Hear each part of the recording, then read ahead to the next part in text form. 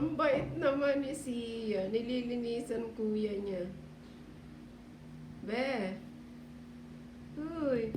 Uy, sus. Kung alin pa yung kuya niya, yung pa talaga nililinisan. Ay, sus.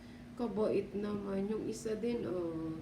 Naglilinis din. Ay, sus. Kabait namang mga anak na are. Ay, sus.